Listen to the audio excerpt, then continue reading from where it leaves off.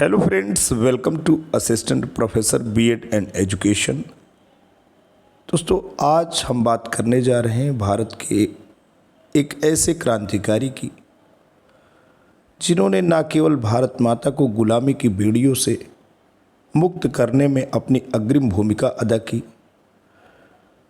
बल्कि ऐसी क्रांतिकारी गतिविधियों में संलग्न और पूरी तरीके से निमग्न होने की वजह से उन्हें ब्रिटिश काल में जेल जाना पड़ा। उन्हें ऐसा लगा कि इस तौर तरीके से जो गुलामी की बेड़ियां हैं, जो सामाजिक और आध्यात्मिक चेतना निस्तेज पड़ी है, इसे जागृत नहीं किया जा सकता। हिंदुस्तान सही अर्थों में आज़ाद तभी होगा जब प्राण, मन, आत्मा और हृदय के स्तर पे उसमें ईश्वरीय जो शक्ति है उसके दर्शन होंगे,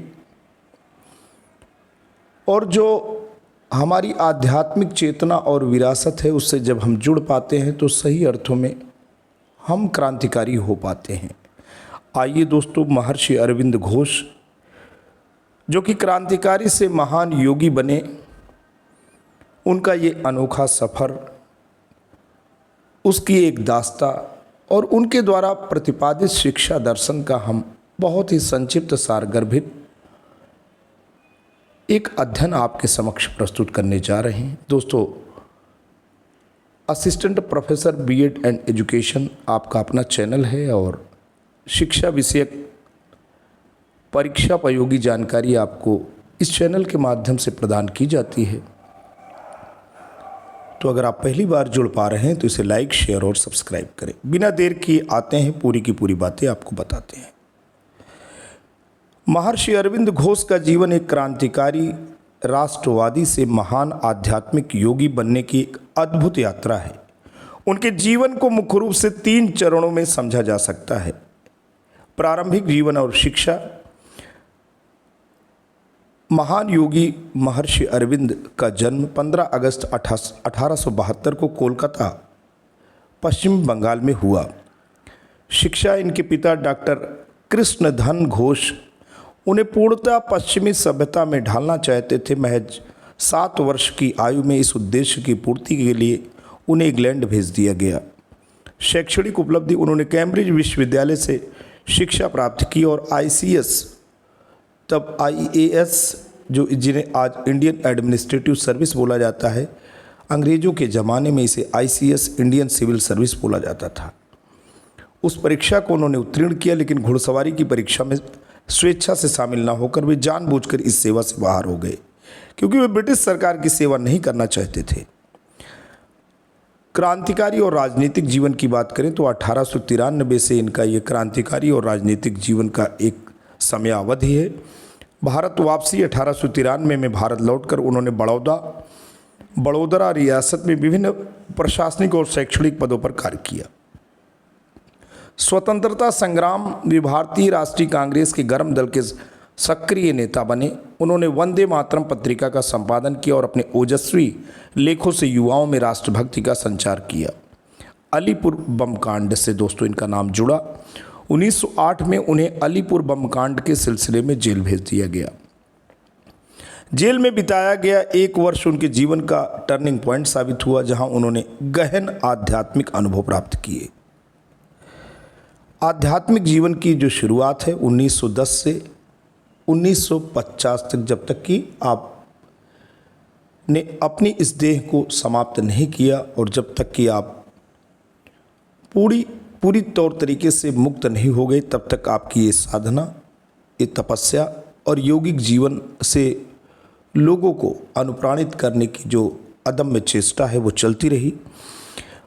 पौंडीचेरी प्रस्थान। जेल से छूटने के बाद आध्यात्मिक पुकार पर वे 1910 में पांडिचेरी, अब पुदुचेरी चले गए। यहाँ उन्होंने राजनीति को पूरी तरह छोड़कर योग और साधना में खुद को समर्पित कर दिया।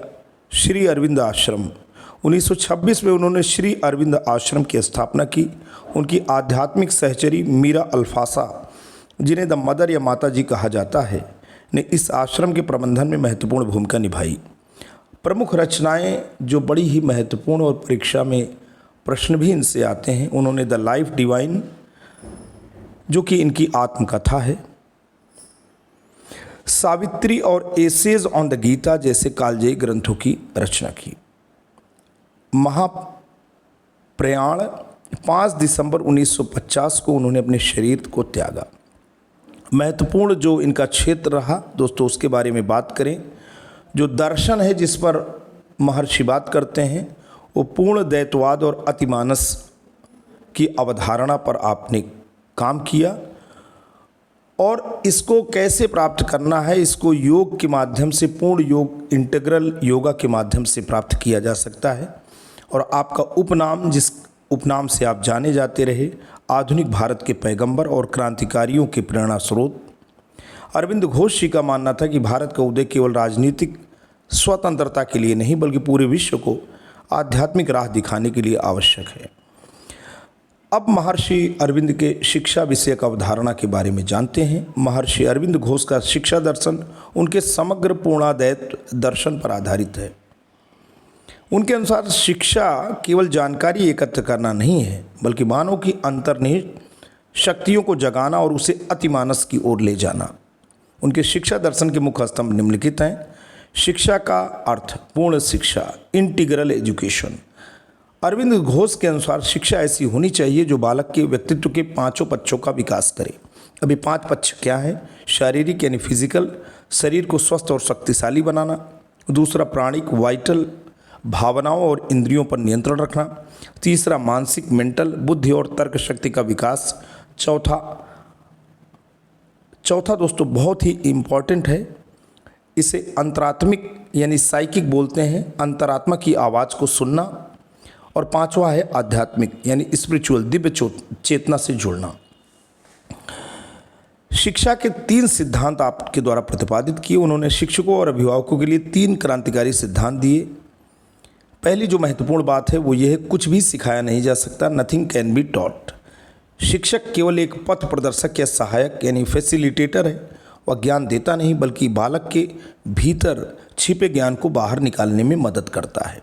दूसरा, मन को उसके विकास के अनुसार ढालना। बालक की प्रकृति और क्षमताओं के विरुद्ध उसे कुछ भी सीखने के लिए मजबूर नहीं करना चाहिए। तीसरा दोस्तों यह है, निकट से दूर की ओर, फ्रॉम नियर टू फार। शिक्षा बालक के परिवेश, संस्कृत और वर्तमान स्थिति से शुरू होकर वैश्विक ज्ञान की ओर बढ़नी चाहिए। शिक्षण विधियाँ। महर्षि अरविंद ने पारंपरिक रटने वाली पद्धति का विरोध किया और निम्नलिखित पर जोर दिया। स्वानुभव, सेल्फ एक्सपीरियंस, बालक स्वयं करके सीखे। दूसरा, योग और एकाग्रता, चित्त की शुद्धि और एकाग्रता के माध्यम से मानसिक शक्तियों को बढ़ाना। मातृभाषा में शिक्षा। उनका मानना था कि प्रारंभिक शिक्षा मातृभाषा में ही होनी चाहिए ताकि मौलिक चिंतन विकसित हो सके। शिक्षक की भूमिका के बारे में अगर हम बात करें तो महर्षि अरविंद के दर्शन में शिक्षक कोई तानाशाह नहीं बल्कि एक योगी और परामर्शदाता है। उसका कार्य केवल सूचनाएं देना नहीं बल्कि बालक के भीतर की दिव्य ज्योति को प्रज्वलित करना है। अनुशासन की अगर बात करें तो विवाह, दंड या कठोर अनुशासन के सख्त खिलाफ थे। वे आत्मा अनुशासन यानी सेल्फ डिसिप्लिन के समर्थक थे। बालक को प्रेम और सहानुभूति के वातावरण में अपनी गलतियों से सीखने का अवसर मिलना चाहिए। निष्कर्ष अगर हम बात करें तो महर्षि अरविंद का मानना था कि शिक्षा का अंतिम उद्देश्य मानव से अतिमानव, ह्यूमन टू सुपरमैन बनना है।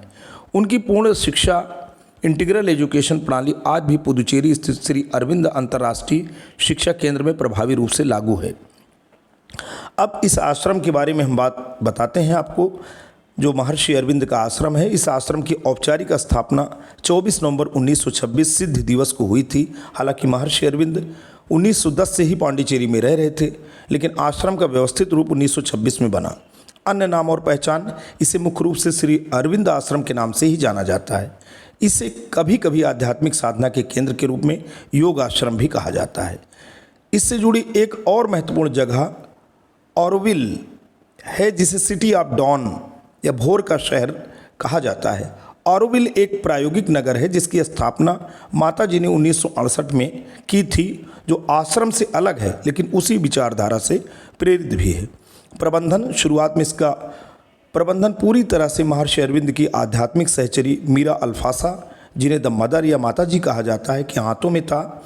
वर्तमान स्थिति, वर्तमान में आश्रम का प्रबंधन श्री अरविंद आश्रम ट्रस्ट द्वारा किया जाता है। यह ट्रस्ट 5 ट्रस्टियों के एक बोर्ड द्वारा संचालित होता है।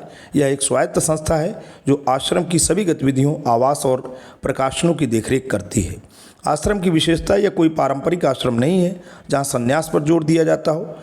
यहाँ पूर्ण योग का अभ्यास होता है, जिसका अर्थ है सामान्य जीवन जीते हुए अपनी चेतना को दिव्य बनाना। आश्रम में कोई अनिवार्य अनुष्ठान या पूजा पाठ नहीं होता, बल्कि ध्यान और कर्म सेवा को प्राथमिकता दी जाती है। दोस्तों, ध्यान और सेवा जो आपका कर्म है, मेडिटेशन के थ्रू आप खुद को मैनेज करके समाज की सेवा में अपने को संलग्न करें। इससे बड़ी, मानवता से बड़ी दोस्तों कोई सेवा नहीं है, कोई पूजा, कोई धर्म नहीं। तो आज के लिए इतना ही। जल्द आपके समक्ष नए इन्फॉर्मेशन और वीडियो को लेकर पुनः हाजिर होंगे। तब तक के लिए जय हिंद, वंदे मातरम।